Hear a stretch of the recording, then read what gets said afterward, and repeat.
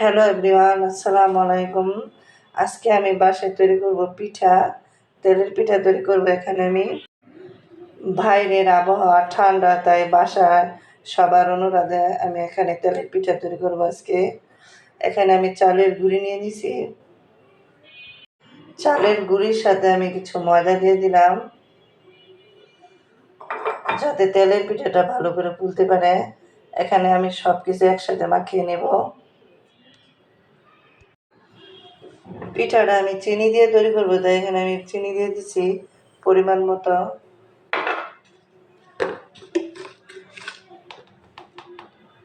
লবণ দিয়ে দিছি। সব কিছু মেখে এখানে আমি সব কিছু ভালো করে মিক্স করে নিলাম। এখন সাথে কুসুম গরম পানি দিয়ে দিব, অল্প অল্প করে দিয়ে মাখিয়ে নেব।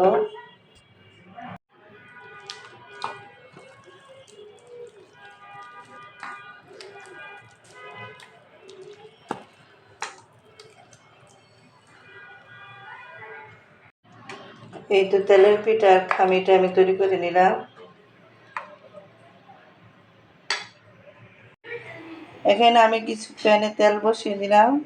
এখন আমি পিঠাটা দিয়ে দিচ্ছি।